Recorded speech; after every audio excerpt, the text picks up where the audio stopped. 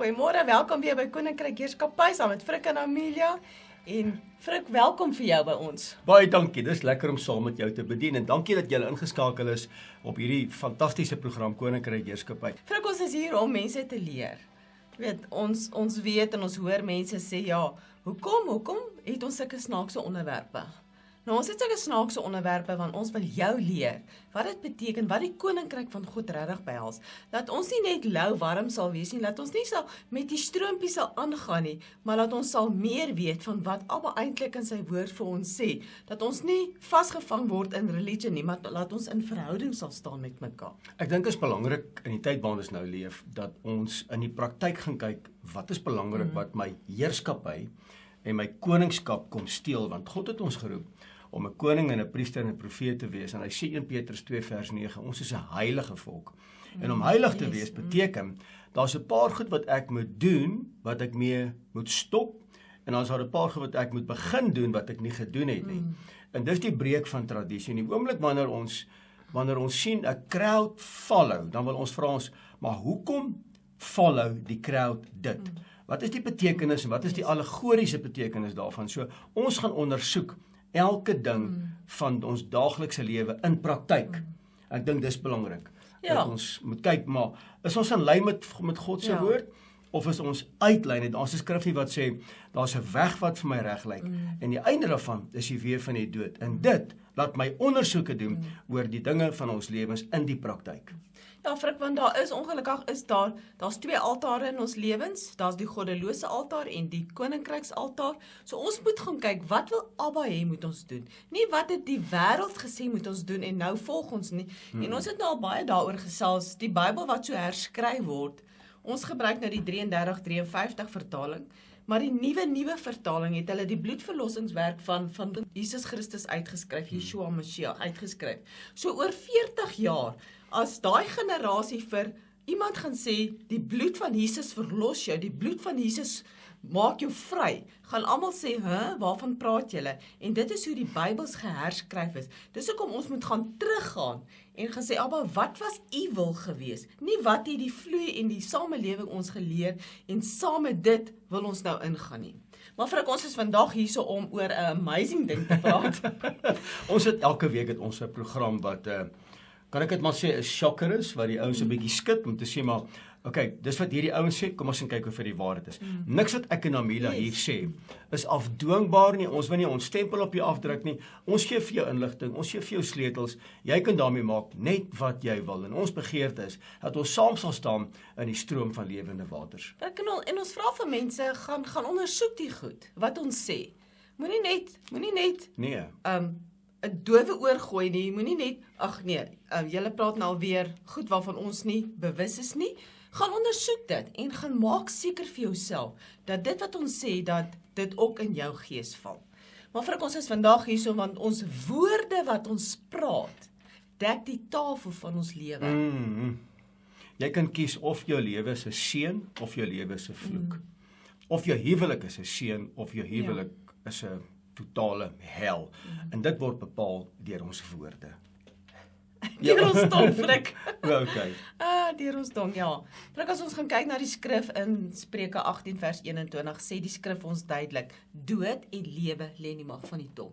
So hy praat altyd van eers dood. So ons gaan bietjie kyk, wat doen ons tong werklik? In die liggaam van Christus, in verhoudings, in ons verhouding met Abba, spreek ons lewe, ons spreek ons dood, stop ons seëninge, wat Abba vir ons het, deur middel van ons tong. Kom ek lees daai skrifgie. Dood en lewe is in die mag van die tong.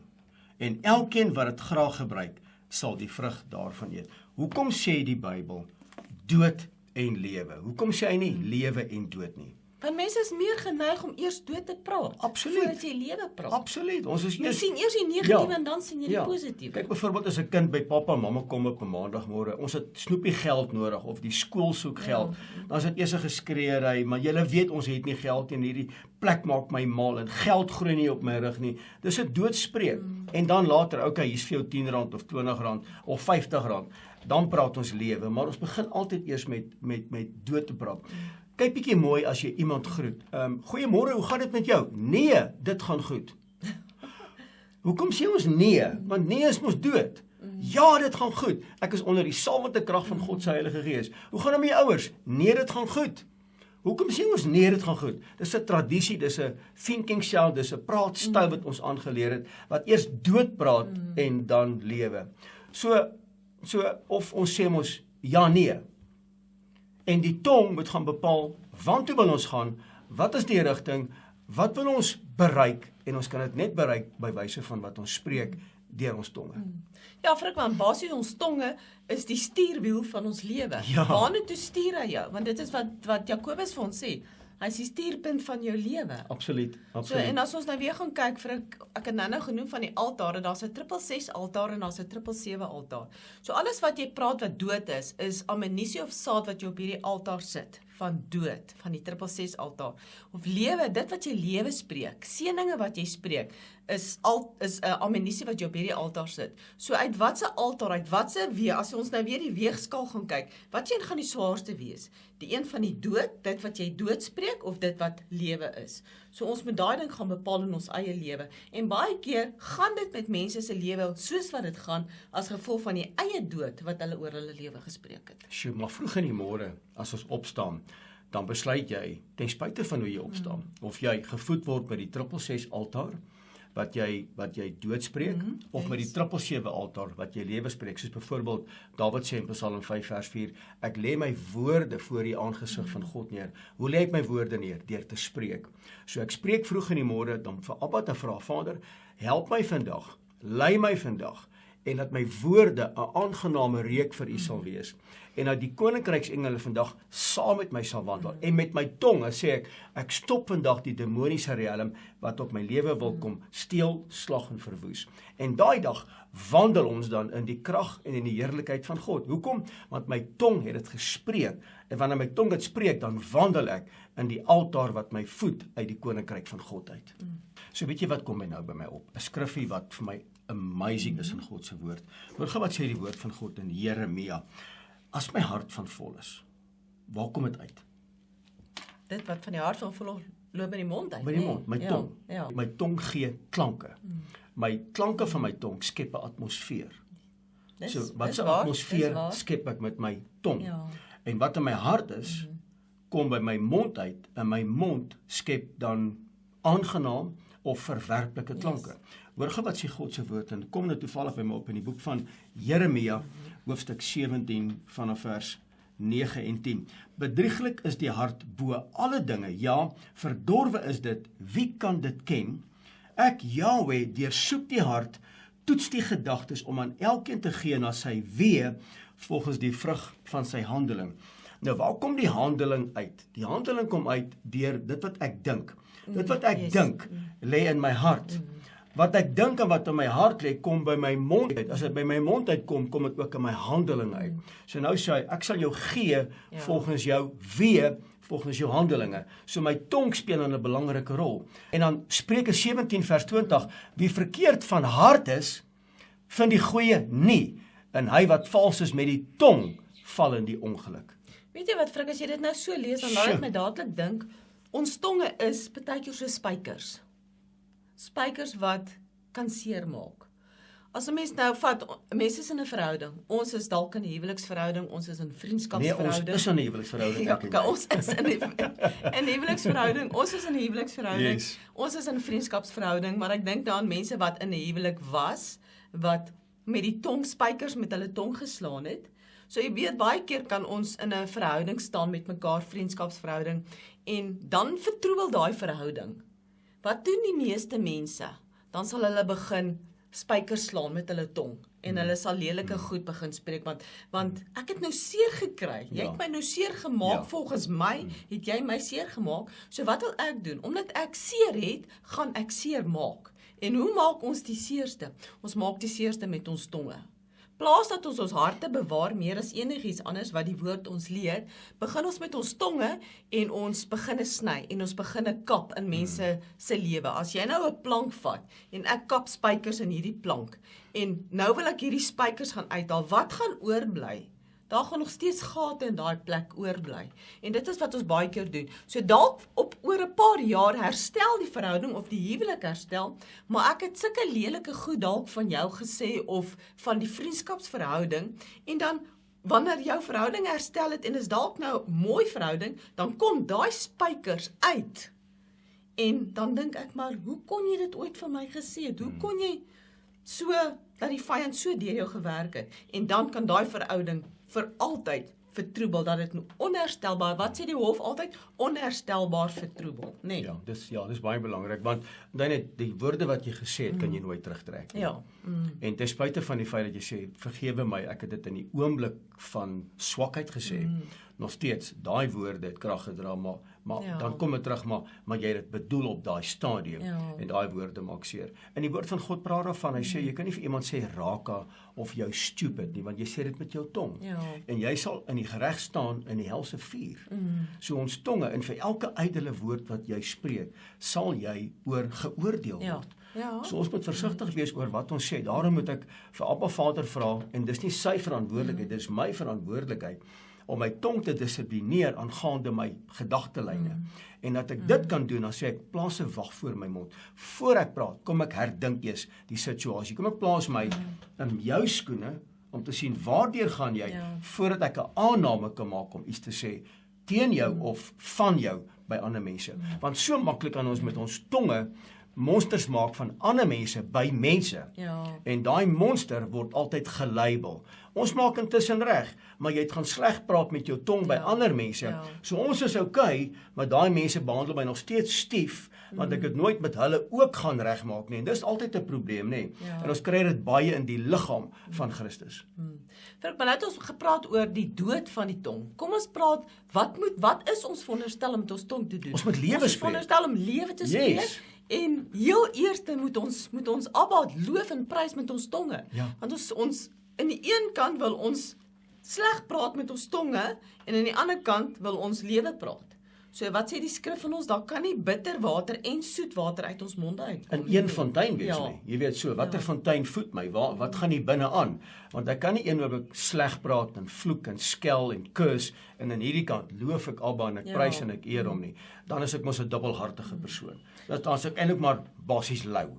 Dit is so fik en dit vat my eintlik nou terug na daai video wat ons gedoen het oor jou geestelike asblik. Ja. As jou geestelike asblik skoon is, okay, niemand van ons gaan regtig 100% skoon wees nie, want omdat ons in 'n gebroke wêreld lewe, maar daai geestelike asblik moet ons aan werk. Want as daai geestelike asblik begin skoon kom, gaan dit in elk geval ook nie by jou hart uitkom Nee, nie, want dit dan sal is jou hart, dan begin jou hart suiwer te raak.